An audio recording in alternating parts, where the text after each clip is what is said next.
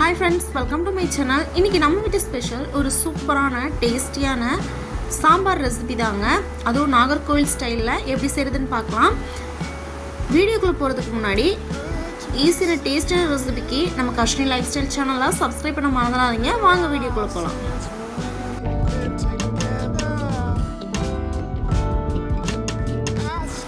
ஒரு டம்ளர் பருப்பு எடுத்து நல்லா வாஷ் பண்ணி அதில் தண்ணி சேர்த்து ஸ்டவ்வில் வச்சுக்கலாம். அதில் 5லேருந்து 6 பல் பூண்டு, ஒரு அரை ஸ்பூன் மஞ்சள் தூள், கொஞ்சமாக பெருங்காயம், இவ்வளோத்தையும் சேர்த்து பருப்பை சிம்மில் வச்சு நல்லாவே வேக வச்சு எடுத்துக்கலாம். நல்லாவே மீன் ரொம்ப குழைய விட்டுறக்கூடாது, அரைப்பதம் இந்த அளவுக்கு வெந்தால் போதும். குக்கராக இருந்தால் ஒரு விசில் விட்டால் போதும். பருப்பு ரொம்ப குழஞ்சிருச்சுன்னா சாம்பார் ரொம்ப கெட்டியாக இருக்கும், கொல கொலன்னு இருக்கும். அதனால் ரொம்ப குழைய விடக்கூடாது. இன்னொரு பாத்திரம் ஸ்டவ்வில் வச்சுக்கலாம். 2லேருந்து 3 ஸ்பூன் ஆயில் சேர்த்துக்கலாம். அரை ஸ்பூன் கடுகு, 1 ஸ்பூன் ஜீரகம், ஒரு கைப்பிடி அளவு கறிவேப்பிலை. இந்த ஸ்டேஜில் வத்தல் கிள்ளி போட்டுக்கிறதா இருந்தால் கிள்ளி போட்டுக்கலாம். நான் ஸ்கிப் பண்ணிட்டேன். சின்ன வெங்காயம் 10லேருந்து 15 சின்ன வெங்காயம். ஓரளவு அந்த பச்சை வாசம் போனதுக்கப்புறமா ஒரு பெரிய வெங்காயம் கட் பண்ணி சேர்த்துருக்குறேன். ஃபுல்லாகவே நல்லா வதக்கி விட்டுக்கலாம்.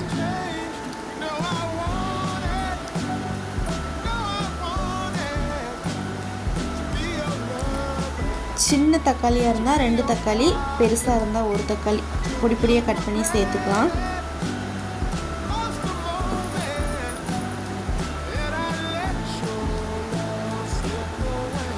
ஒரு மூடி போட்டு தக்காளியை வதங்க விட்டுக்கலாம்.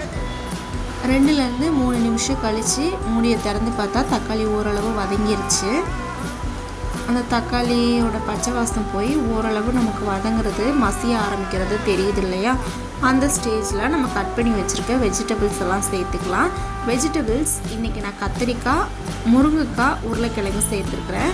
ஆனால் சாம்பாருக்கு நார்மலி எல்லா காயுமே சேர்த்துக்கலாம். அதில் வந்துட்டு கண்டிப்பாக முருங்கைக்காய் இருந்துச்சுன்னா நல்ல கமகமன்னு வாசனையோட சூப்பராக இருக்கும் அந்த ஃப்ளேவர். அதனால் ட்ரை பண்ணி பாருங்கள். எந்த காய் போட்டாலுமே அதில் ஒரு துண்டு முருங்கைக்காய் போட்டிங்கன்னா அவ்வளோ அருமையாக இருக்கும் டேஸ்ட்டும் வாசனையும்.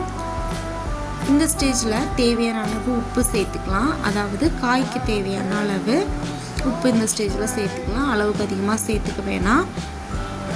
நம்ம பத்தலைன்னா கடைசி டயத்தில் கூட போட்டுக்கலாம், ஒன்றும் பிரச்சனை இல்லை. ஃபுல்லாகவே நல்லா மிக்ஸ் பண்ணிக்கலாம். ஒரு மூடி போட்டு விட்டுக்கலாம். மூடி போட்டுட்டோம் அப்படின்ட்டு அப்படியே விடாமல் அப்பப்போ ஓப்பன் பண்ணி நல்லா கிண்டி விட்டுட்டே இருக்கணும். எதுக்காகனா காய்கறி வந்துட்டு அடிப்பிடிச்சிடக்கூடாது.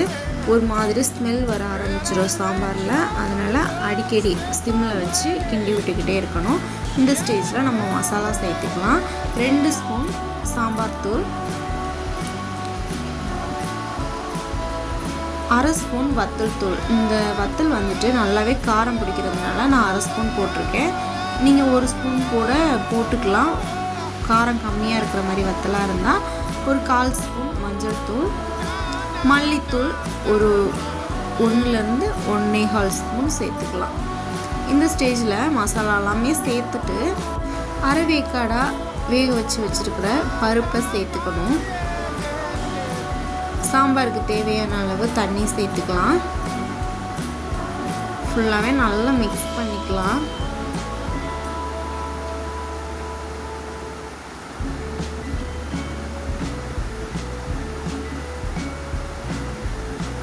ஃபுல்லாகவே அந்த மசாலா மிக்ஸ் ஆகுற வரைக்குமே ஃபுல்லாகவே நல்லா கலந்து விட்டுக்கணும். இந்த ஸ்டேஜில் தேவையான அளவு உப்பு, எந்த அளவுக்கு நமக்கு சாம்பாருக்கு தண்ணி வேணுமோ, ஏன்னா நம்ம பருப்பெல்லாம் வெந்து வரும்போது குழம்பு வந்துட்டு கரெக்டான பதத்துக்கு வரணும். அதனால் தேவையான அளவு தண்ணி சேர்த்துட்டு ஒரு அரை கைப்பிடி அளவு மல்லியிலை சேர்த்து ஒரு மூடி போட்டு விட்டுக்கலாம்.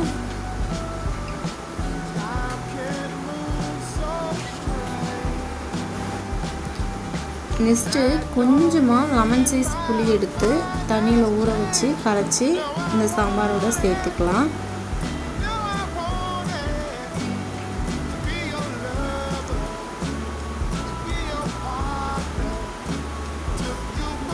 ஒரு மூடி போட்டு விட்டுட்டிங்கன்னா ஒரு 20 நிமிஷத்துலேருந்து 30 நிமிஷத்துக்குள்ளாடி ஒரு சூப்பரான கமகமான வாசனையோட சாம்பார் ரெடி ஆயிரும். இந்த மாதிரி ஒரு பதத்தில் இருக்கும். நம்ம கடைசியாக குழிக்கரண்டி இருக்கு இல்லையா, அதை வச்சு ஃபுல்லாகவே நல்லா மசிச்சு நல்லா ஃபோர்ஸ் பண்ணி நல்லா சாம்பாரை கிண்டி விட்டோம்னா அந்த பருப்பு எல்லாமே நல்லா மசிஞ்சு கிடச்சிரும். சூப்பரான டேஸ்டியான கமகமான வாசனையோட ஒரு சாம்பார் ரெசிபி ரெடி ஆகிடுச்சு. கண்டிப்பாக நீங்களும் உங்கள் வீட்டில் ட்ரை பண்ணி பாருங்கள். இந்த மாதிரி ஈஸியான டேஸ்டான ரெசிபிக்கு நம்ம சேனலை சப்ஸ்கிரைப் பண்ண மறந்துடாதீங்க. எண்டு ஸ்க்ரீனில் ரெசிபி ஸ்டார்ட் பண்ணுறேன், போய் விசிட் பண்ணி பாருங்கள். ஓகே, தேங்க்ஸ் ஃபார் வாட்சிங். பாய். இன்னொரு வீடியோவில் பார்க்கலாம்.